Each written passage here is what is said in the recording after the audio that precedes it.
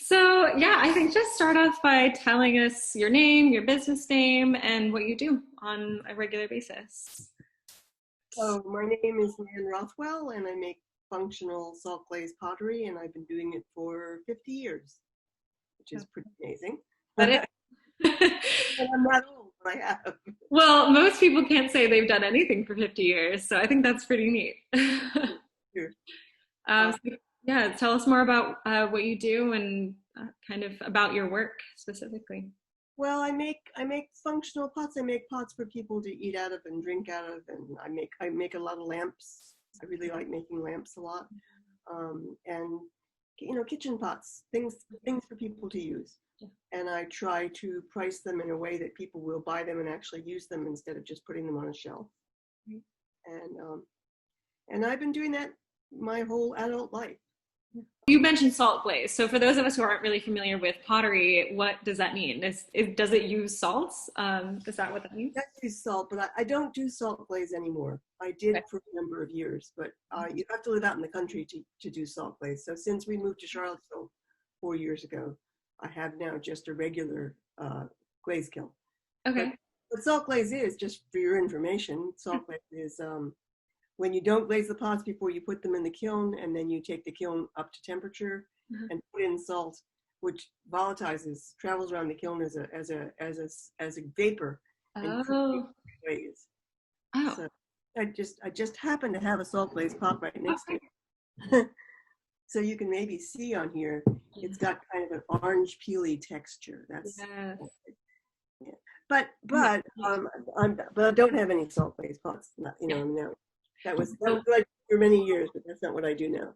Okay, so we'll talk about what you make now so that folks can get familiar with your work these days. So I guess that's kind of ties into my other question of how it's evolved over the years. I mean, have you always made things for function specifically, or is that just, yeah? I actually think that in a very real sense, my work the pots have gotten better, but they haven't changed very much. I started out making mugs and bowls and cups and teapots, and I'm still making mugs and bowls and cups and teapots. I like to think the forms are a little stronger than they were, but really, I'm making the same range of stuff I've been making for 50 years. Yeah. But do you have something that's your favorite thing to make, your favorite process to make? Right now, I'm pretty enchanted with making lamps because I am enjoying playing with texture. Yeah. And the kinds of ways that I make them textured, they have to be heavy. Okay. I then end up cutting a good chunk of it away. Okay. And a lamp has to be heavy anyway, because otherwise, first time that the wind wouldn't Right. blow it off the table. That's important. So that's kind of nice, because many pots that potters make, they work hard to make them light enough to be comfortable to use. Right. Yeah. Right, but that's different for lamps, of course. Yeah. Okay. And then the other thing that I really enjoy making a lot is pictures. I make a lot of pictures, and I like the form. Yeah, those are I don't know that much about pottery, but those are pretty complicated, it seems, because you throw, right? You're not hand building, you're throwing. Yeah. So those are like tall structures, those seem. I like making cylindrical tall pots. Okay. Okay. Yeah, that is. I mean, I really like making bowls as well, but I think I'm more, the last couple of years at least, I've been more engaged with cylindrical pots. Right. Well, that's really neat. I mean, now's a good time for lamps too, because we're going into those darker winter months, and I feel like I can just imagine a really nice handmade lamp bringing a lot of warmth to your house. So. Right. I'm going to maybe I'll try turning this around briefly so you can see the lamp that's on my desk. Yeah, we'd love to see it. Let's see. Can you see Oh, it? yes. Oh, wow. Now that has kind of a spiraled texture to it too. So you've thrown that on the wheel, but then altered it in some way. Exactly. So what you do is you get the wheel moving very slowly right after you throw it, and you move your wire straight down, and it creates a diagonal because it's turning. Okay.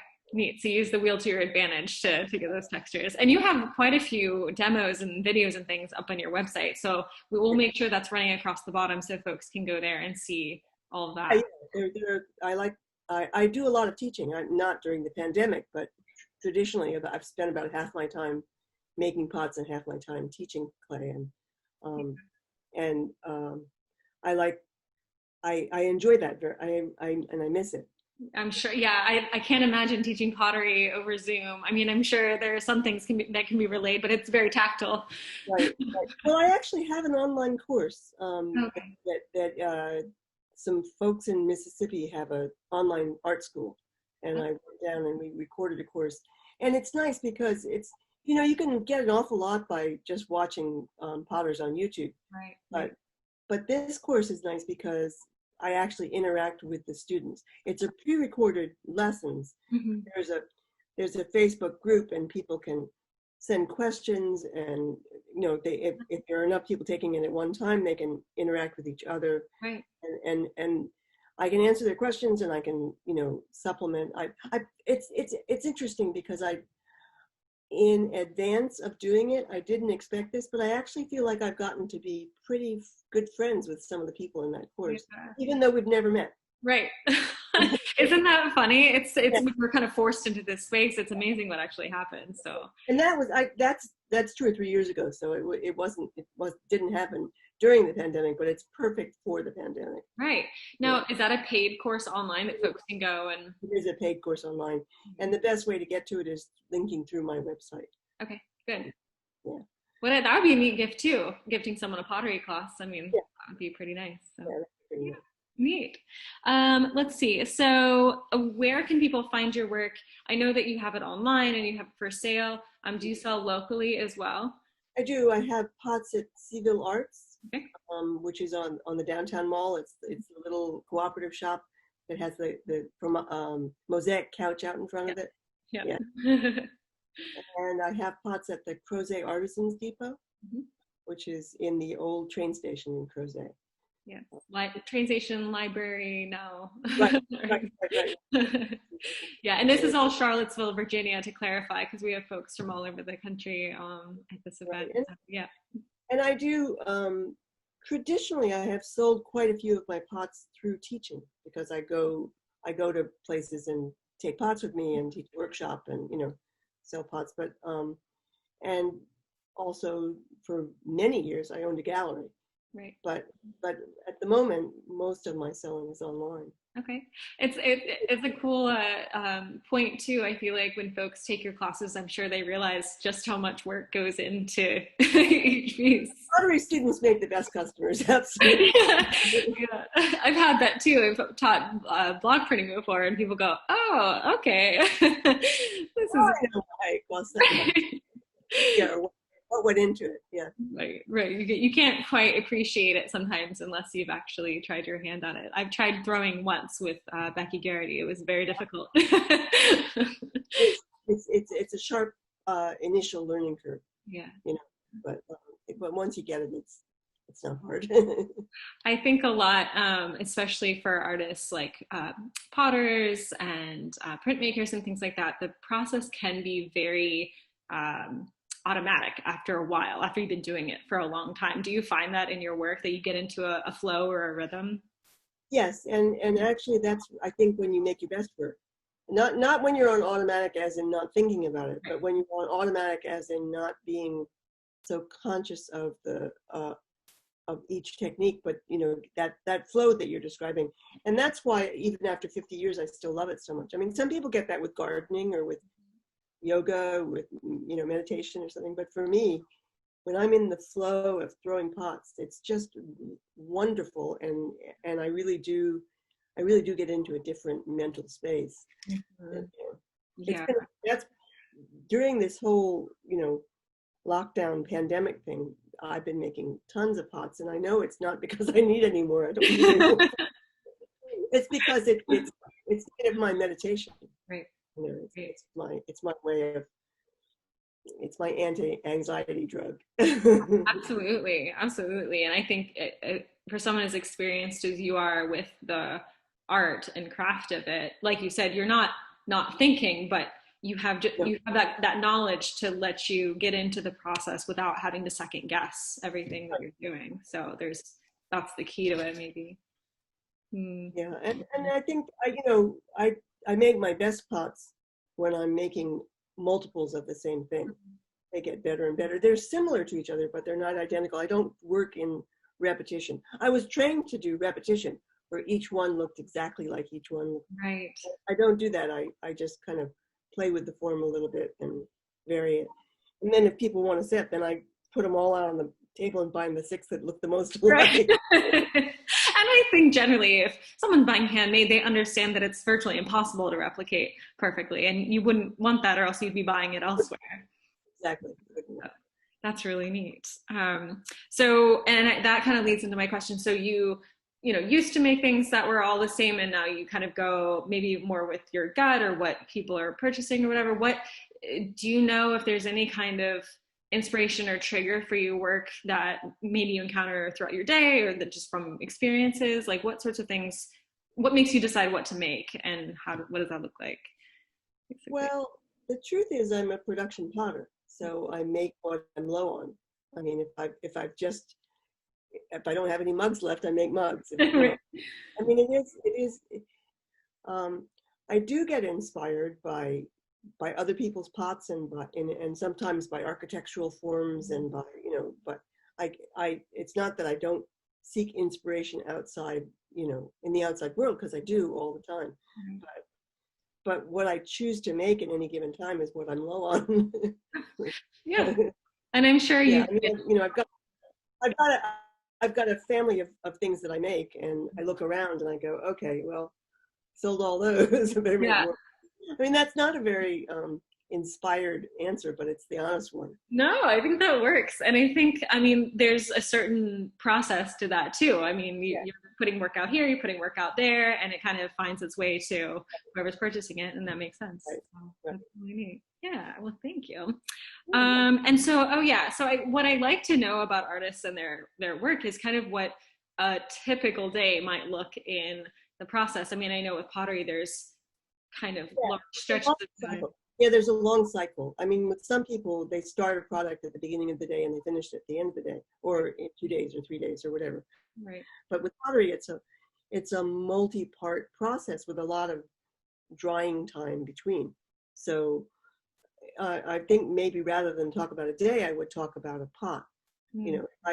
If I'm going to make, let's say I'm making a lamp. Mm-hmm. So the first day I would make it, I would create the body and do the texture and do whatever and let it dry. Mm-hmm. And then the next day it would be dry enough, probably depending on the season and the air conditioning is on and whatever. It would be dry enough to finish the bottom and put the hole in for the wire and whatever. Mm-hmm. And then the thing has to dry for anywhere from several weeks sometimes if it's a big heavy pot, or in fact if it's a humid time of year. When in the middle of the summer with the air conditioning on, or in the middle of the winter with heat on, things dry very quickly. Okay. But in the spring and the fall, it can take quite a while. Mm-hmm. After it's gotten completely dry, then I fire it once in what's called a bisque firing, a low firing. And that's actually Becky Garrity's kiln that I use. It's here, an electric kiln. And that changes the pot from being raw clay to being ceramic. Okay. So as long as it has never been fired, it can sit on the shelf for years. If you put it in a bucket, it's going to melt back down into clay. Right. Okay. And be air dry. Once it's been fired once, then it's changed forever chemically. You've driven out the chemically combined water. Okay. So then after that, after it's been bisque fired, that takes 12 hours to fire and 24 hours to cool, and then you can take it out. And then when you have done that on a number of pots, mm-hmm. and you have enough all at once to sort of critical mass to fill the glaze kiln, then you put them out and you clean them up, you wax the bottom, you put the glaze on, and that's typically several days of glazing a number of pots. One given pot doesn't take several days, but Right. Then you load the kiln, and then the kiln takes about 12 hours to fire, 36 hours to cool, and then you unload it, then you clean it, and then and then in the case of a lamp, then you wire it, Right. Oh, you have videos about that too. I do, yeah. That one pot gets handled 8, 10, 12 times in different parts of that process, especially a lamp. I mean, there's more post-firing work on a lamp than anything else I make. You know, I make little vases that hang on the wall, and I have to put string on them or something like that. But lamps are the most, you know, the most. You have to be very patient to be a potter. Well, what's nice about it is that you're not doing the same thing day in and day out. That's true. You know, I mean, even though I've been doing it for a lot of years, there are a bunch of different processes, and it's not always the same thing. Right. There are people who work in potteries where all they do is throw, or all they do is, you know, glaze, or all they do is fire or something like that. But you know, in my case, I do all of that. Yeah, you do everything. Plus marketing, yeah. So. Right. Oh my gosh, and that's hard to do. That's the worst. The worst. But what that means is that it's not. You know, I like the fact that it's a long cycle. Mm-hmm. You know? Yeah. You know, it's going to. Well, there's a beginning and an end technically, but there's a lot that goes on in between, so there's a lot of variation. Right. Neat. So I did work years ago. I worked in a pottery in Ireland where we actually mixed our own clay. Oh my gosh. Talking about taking 2 steps back and doing the whole thing. Right. In my case, I buy clay that's already been prepared. Right. And I buy glaze materials that have already been dug and manufactured and ground. And I mix my own glazes from different, you know, but I'm not taking it back that 1 step farther. Right. How was that? I mean, that sounds like a pretty. You know, I was really young, and you know, it was kind of cool to see that process. But I mean, ugh. Yeah. It sounds like that's a long journey, even longer than normal. Yeah. Cool.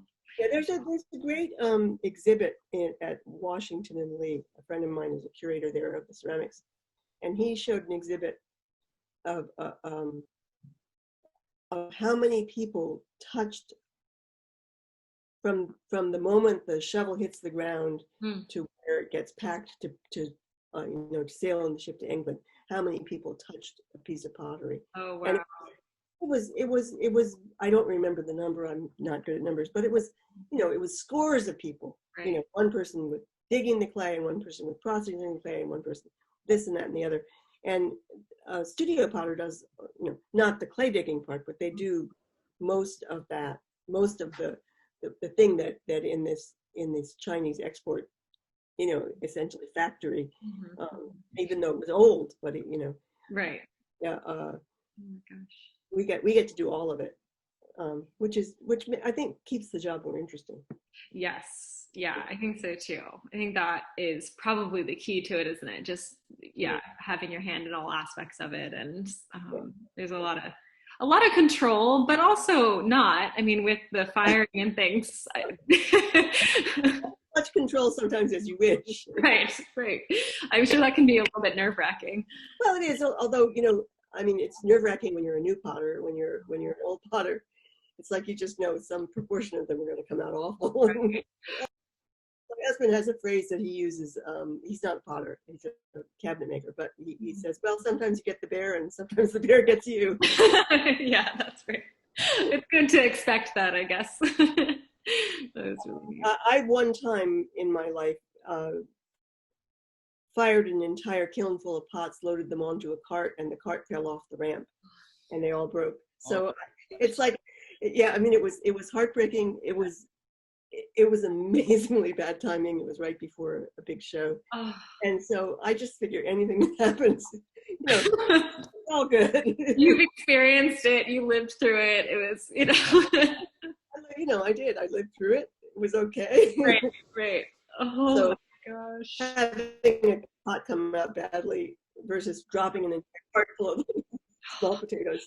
Yeah, there's but and then you have to with them. I said it puts life in perspective. Right. Gosh, and then you have to let them go in the shipping process and hope that all goes well too. So yeah, although I mean, I think if you know what you're doing, I've been shipping pots for years and years and years, and I mean, obviously because I've been making them for years. Right. I've only ever had 2 pots break. That's great. I'm so glad. Out of probably realistically thousands, you know. Yeah, I bet. You just have to, you double box them, right. You know, it's You know what tedious. you're doing, you can do it. Yeah, right. It's tedious. You can do it. Yeah. Yeah, absolutely. Is there anything else you want to share about work that you have around or things that are coming up or anything like that? No, the not really. The whole trying to sell on the internet is a whole new thing, and trying to, you know, Yeah. I mean, I guess there is something, and that is that we just did a live on my Facebook page. Mhm. We just did 2 demos this past weekend for the Artisan Studio Tour of making pots, and I haven't gone back and watched them yet. I hate watching them. but Yeah, it's but tough. my friends who've watched them said they were quite useful. So And that's on the Artisan Studio Tour Facebook page, right? actually, it's also accessed through my Facebook. Yours. Okay, great. Yeah, I Great. think the link to it through the Artisan Studio page Okay. store. Yeah, Great. Yeah, yeah, watching potters is really therapeutic, I find. I yeah, think that yeah. kind of stuff is really I fun. love watching it. Yeah. It's magical. Yeah, yeah. Well, thank you for including me in this. Yeah, of course. Well, it's great to have you. And I hope folks go check out your shop, get a lamp, keep yourself nice and warm this winter with those handmade lamps. And then everything else that you have to offer. We'll link the website and Facebook page and all of that. So, Great. Thanks very much. of course. Bye. Bye.